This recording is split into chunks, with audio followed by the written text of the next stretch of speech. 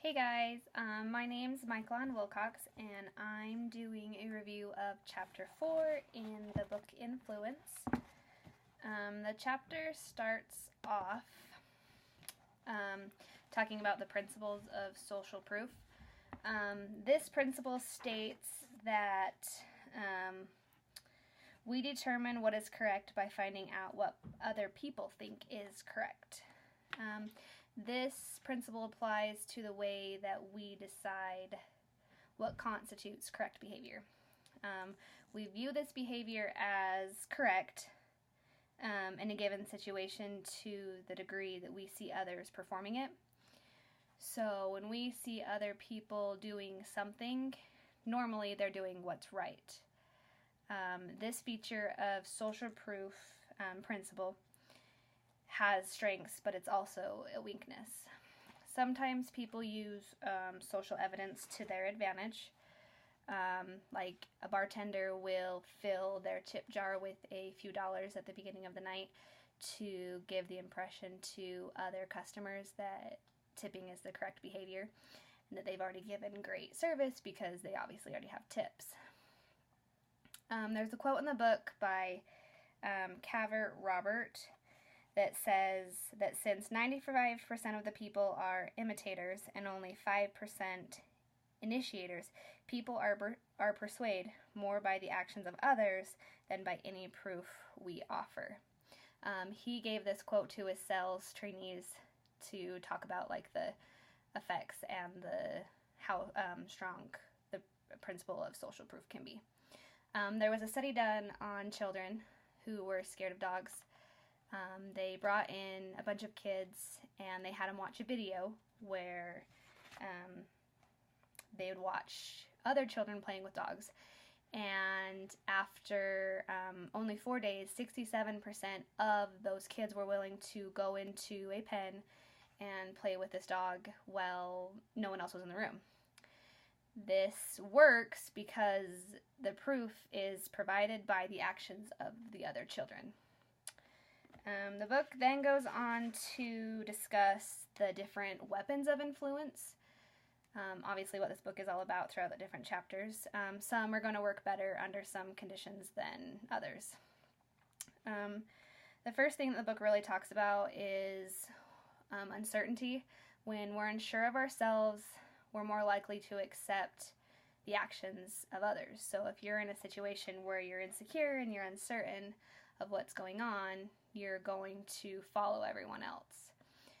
The book tells a story about the guy who invented the shopping cart.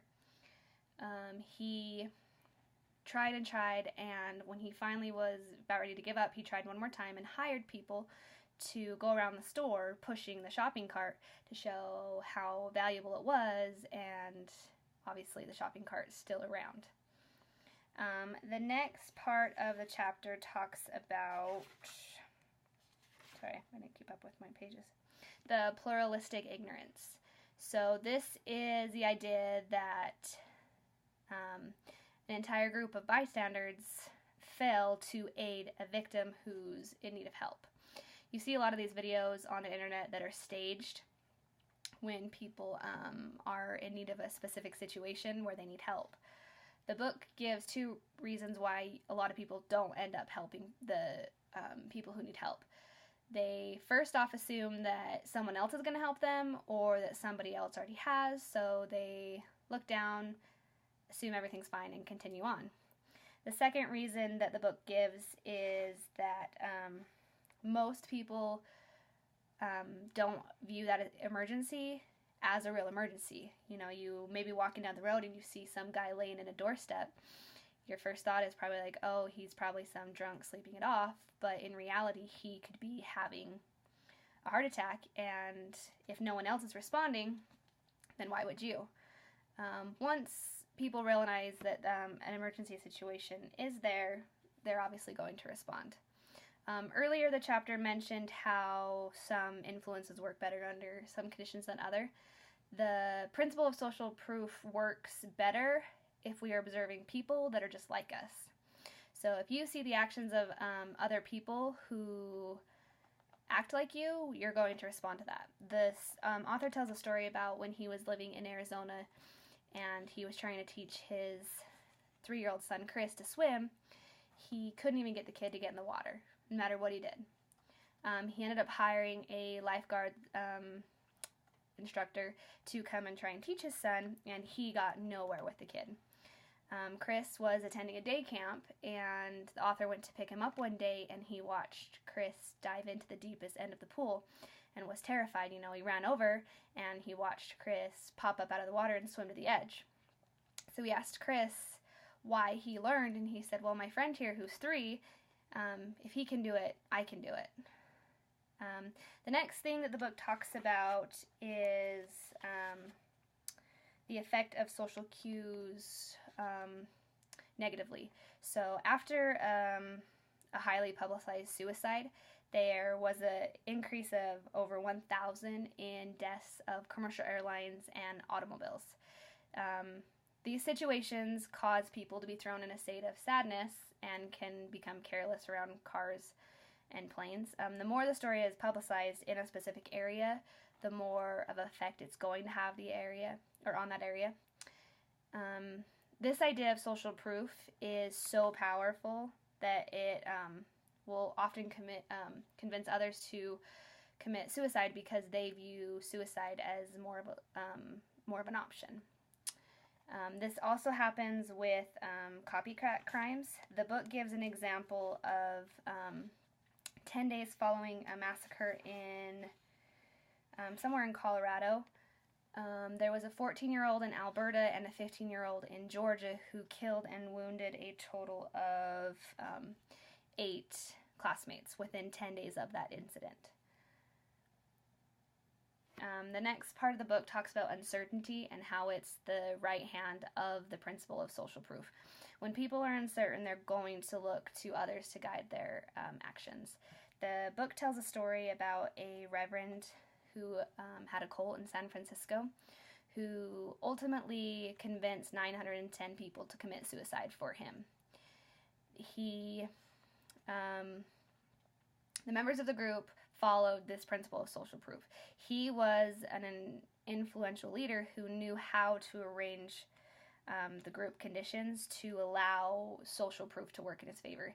He convinced the group to move from San Francisco to a remote area in Africa where he could control the factors, and essentially he led the group more like a herd.